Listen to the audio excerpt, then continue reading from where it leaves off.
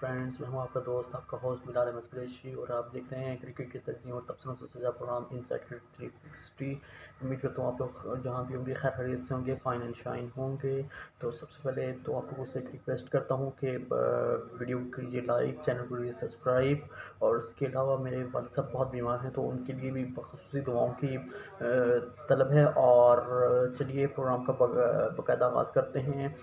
तो सबसे पहले हम जिन टॉपिक्स के ऊपर बात करेंगे उनमें कराची और कराची और मुल्तान सुल्तान के दरमियान जो मैच हुआ उसके ऊपर बात करेंगे। फिर लाहौर कलंदर और पेशावर ज़ल्मी के दरमियान जो मैच हुआ उसके ऊपर बात कर लेंगे। फिर जो इस्लामाबाद यूनाइटेड और लाहौर कलंदर के दरमियान मैच हुआ उसके ऊपर बात करेंगे। और फिर ICC वुमेंस वर्ल्ड T20 का जो फाइनल खेला गया उसके ऊपर बात करेंगे। और फिर इंग्लैंड और न्यूजीलैंड के दरमियान जो टेस्ट सीरीज़ है, दूसरा टेस्ट मैच है, उसके ऊपर बात करेंगे। और आखिर में हम बात कर लेंगे कुछ बात कर लेंगे बॉर्डर गवास्कर सीरीज़ कि जो कल से मैच शुरू हो रहा है उसके ऊपर बात कर लेंगे। तो चलिए प्रोग्राम का बाकायदा आगाज़ करते हैं। सबसे पहले हम बात कर लेते हैं जो मैच खेला गया कराची किंग और मुल्तान सुल्तान के दरमियान संडे को। एक उम्मीद तो थी कि एक अच्छा मैच देखने को मिलेगा, लेकिन फिर भी वो एक वन साइडेड एक मैच वन साइडेड हुआ। इसमें कराची किंग ने पहले बैटिंग करते हुए 167 रन की इनिंग खेली। मुकर्रर 20 ओवर्स में उनके 3 खिलाड़ी आउट हुए। उसमें जो है ना मैथ्यू वेड ने 46 रन की इनिंग खेली और जेम्स विन ने 27 रन की इनिंग खेली। आखिर में आके तैयब ताहिर ने आके 65 रन की एक शानदार इनिंग खेली जिसकी बदौलत ये टोटल 167 तक पहुंचा। सो अब जो है ना जवाब में मुल्तान सुल्तान की टीम जो कि हाईली एवरेज रिलाई कर रही थी रोसो और रिजवान के ऊपर।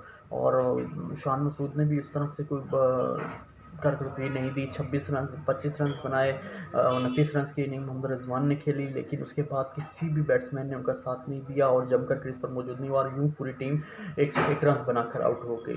इस इनिंग की सबसे ख़ास बात जो थी इस रिस्ट्रिक्ट को रोकने के लिए जो कराची किंग ने किया वो उसमें सबसे अहम विकेट जो थी ना वो तबरेज़ शमसी ने हासिल की। तबरेज़ शमसी ने 3 विकेट्स हासिल की। इसके अलावा शोएब मलिक ने 3 खिलाड़ियों को आउट किया, 2 खिलाड़ियों को आकिफ जावेद ने आउट किया और 2 को इमाद वसीम ने ही आउट किया। तो यूँ 66 रन से ये मैच जीता और अपनी पोजीशन कराची किंग ने मज़ीद जो अब बेहतरी का सफ़र है वो शुरू कर दिया। और इसी तरह इनको कंटिन्यूसली मैचेस जीतने पड़ेंगे ताकि अगर इन्होंने टॉप 4 में क्वालिफाई करना है तो।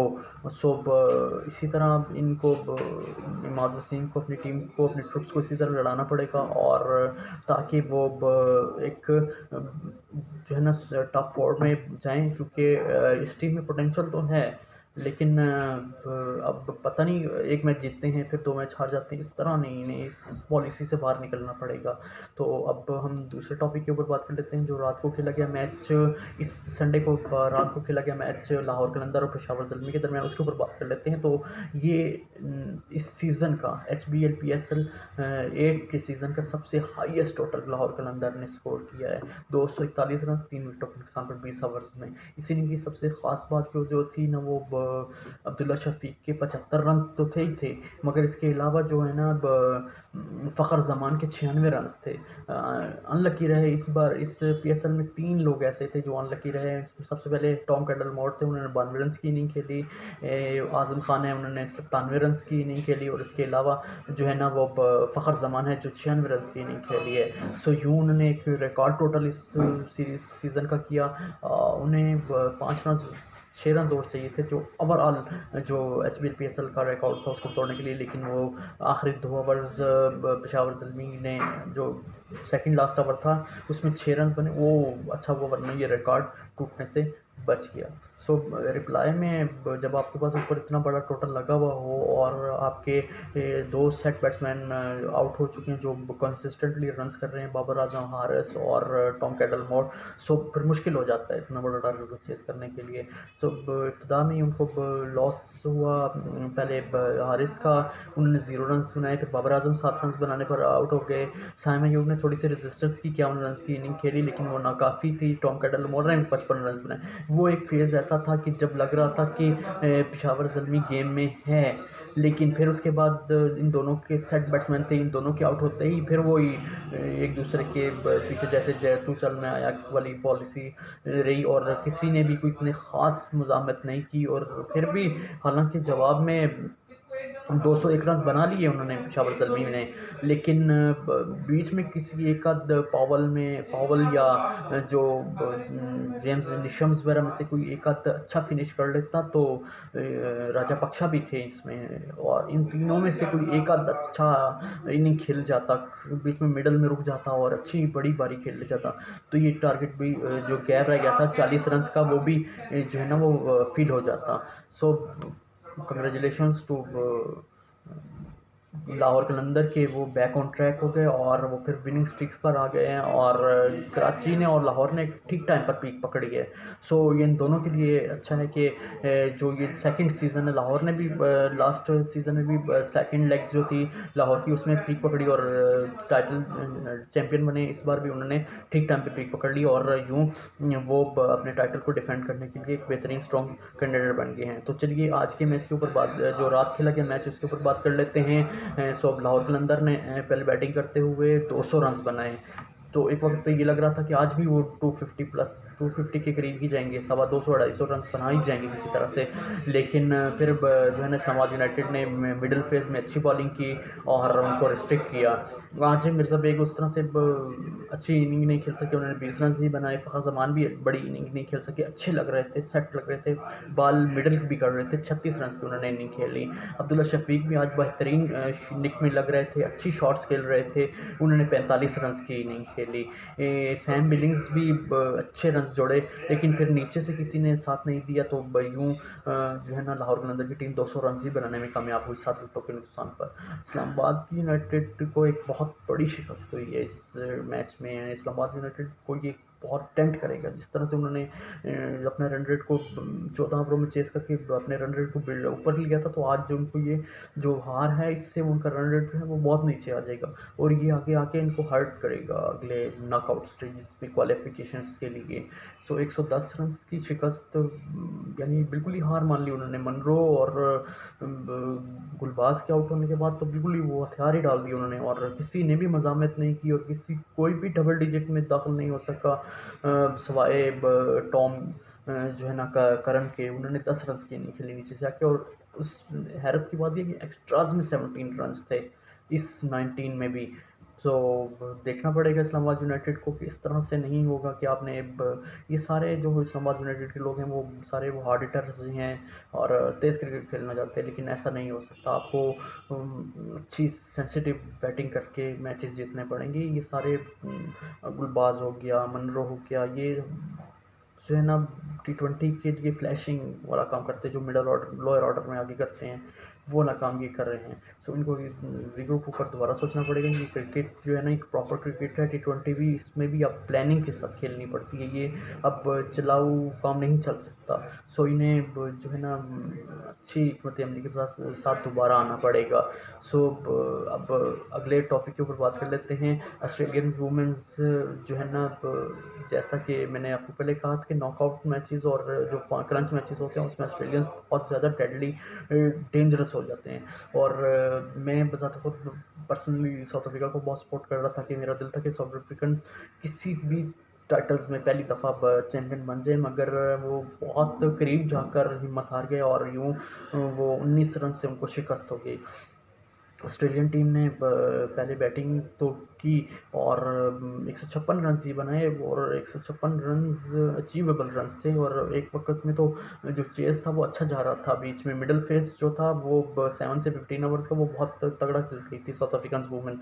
फिर अचानक से जैसे हमने तीनों मैचेस में बैक टू बैक देखा कि जैसे इंडिया के सेमीफाइनल में ऑस्ट्रेलिया के खिलाफ वो क्लैप्स हुआ, फिर आखिर में, और फिर वो इवेंचुअली 5 रन से शिकस्त हुई, और फिर अगले मैच में हमने इंग्लैंड और साउथ अफ्रीका के मैच में देखा कि एक वक्त में इंग्लैंड ठीक ट्रैक पर जा रही थी और आखिर में फिर क्लैप्स हुआ और वो यूँ 4 रन से वो मैच हारे। और फाइनल में भी इसी तरह हुआ कि साउथ अफ्रीका की टीम एक बेहतरीन चेस की तरफ जा रही थी, वुमेंस की टीम, और यूँ फिर क्लैप्स हुआ। और जो है ना ऑस्ट्रेलियंस की टीम को दाद देनी पड़ेगी कि उन्होंने हिम्मत नहीं हारी और अपने टाइटल का दिफा किया और टाइटल जीता भी बल्कि। और ये कंग्रेचुलेशन टू ऑस्ट्रेलियन वुमेंस के वो ना सिर्फ मेंस बल्कि वुमेंस भी वर्ल्ड क्रिकेट में इतना टफ कंपटीशन देते हैं कि उनको हराना करना नन टू पॉसिबल है। सो चलिए अपने आखिरी टॉपिक के ऊपर मूव कर लेते हैं, सेकंड लास्ट टॉपिक के ऊपर मूव कर लेते हैं। तो ऑस्ट्रेलिया और न्यूजीलैंड और इंग्लैंड की जो टीमें हैं उनके ऊपर बात कर लेते हैं। सो एक थ्रिलिंग टेस्ट मैच की जो ब्यूटी ऑफ टेस्ट मैच है वो प्योर आज वेलिंगटन में देखने में नज़र आई। जो जीतने के लिए उन्हें 257 रन का टारगेट दिया गया था और यूं वो 256 रन बनाकर इंग्लैंड की टीम आउट हो गई। सो एक वक्त पे जो फॉलो ऑन हो गया था तो यूं लग रहा था कि न्यूजीलैंड की टीम जो है ना एक इनिंग से शिकस्त हो जाएगी न्यूजीलैंड को, लेकिन न्यूजीलैंड के बैट्समैन ने केन विलियमसन ने एक बेहतरीन बड़ा 100 किया, फिर ब्लंडल ने और नीचे से आकर बहुत सारे कई बल्लेबाजों ने उसको सपोर्ट किया और यूं जो है ना उनको टोटल को जो है ना वो 483 तक पहुंचाया और 256 रन की लीड ले ली और 257 रन का टारगेट दिया। चौथी इनिंग आसान नहीं होती है और जो है ना यूं ही हुआ कि मैं सोच पता नहीं बेन स्टोक्स ने किस तरह का डिसीजन लिया। मैं तो हैरान हुआ कि फॉलो ऑन करके उनके तेज तरीन 25-30 मतलब 150 से 200 रन बनाने चाहिए थे उन्हें, ताकि जो है ना वो 150 से 200 रन बनाते तो 400 450 का टारगेट होता बोर्ड पर और प्रेशर में कोलैप्स करते, लेकिन उन्होंने फॉलो ऑन नहीं किया। उन्हें अपने बॉलर्स पर भरोसा होगा कि वो रिस्ट्रिक्ट कर लेंगे, लेकिन ज़बरदस्त कमबैक किया न्यूजीलैंड की टीम ने और उन्होंने ऊपर से टॉम लेथम ने 83 रन की इनिंग खेली, कॉनवे ने 61 रन की इनिंग खेली, केन विलियमसन ने 132 रन की इनिंग खेली, नीचे से आकर टेरल मिचेल ने 54 रन की इनिंग खेली और टॉम ब्लंडर ने 90 रन की क्रूशल इनिंग खेली, जिससे टोटल जो है ना 483 रन हो गया। सो 250 रन इतने हो गए थे कि न्यूजीलैंड इस पिच पर वो आसानी से डिपेंड कर सकता था बेसबॉल अप्रोच में।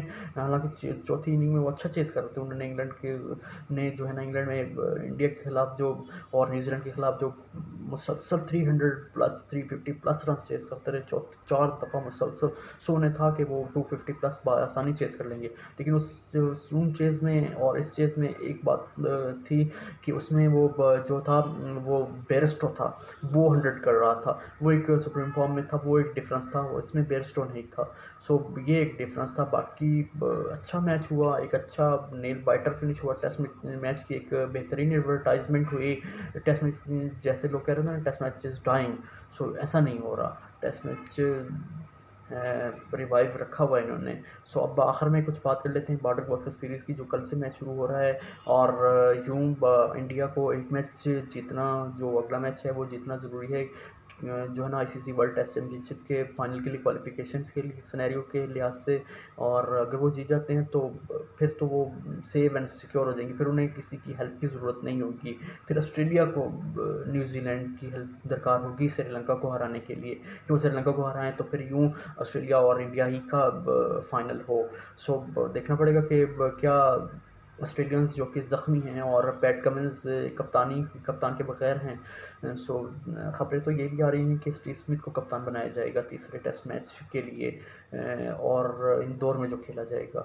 इंदौर की पिच स्कोरिंग पिच होती है, देखना पड़ेगा कि क्या आया फिर वो भी एक बोरिंग क्रिकेट होगी या प्रॉपर टेस्ट क्रिकेट जैसे न्यूजीलैंड ने एक थ्रिलिंग क्रिकेट खेली है और इंग्लैंड ने उस तरह से होगा। सो ये कल ही ये टॉस के बाद पता चल जाएगा पहला घंटा, और जो पहला सेशन है वही इस पूरे टेस्ट मैच की टोन को डिफाइन कर देगा कि वो किस तरफ जा रहा है और क्या आया ये पिच किस तरह का जो है ना वो कर रही है, बिहेव कर रही है। सो ये कल पहले सेशन के बाद जब खेल ख़त्म होगा, पहले सेशन का खेल हो जाएगा, तो फिर हम आपके पास एक नई वीडियो के साथ हाजिर होंगे। तब तक के लिए बिलाल अहमद कुरैशी को इजाज़त दीजिए, अपना बहुत सारा ख्याल रखिएगा, वीडियो को कीजिए लाइक, चैनल को करिए सब्सक्राइब और आखिर में फिर मेरे वाले सबके लिए बहुत सारी दुआओं की ज़रूरत है। तब अगली वीडियो के लिए बिलाल अहमद कुरैशी को इजाज़त दीजिए। अल्लाह हाफ़िज़।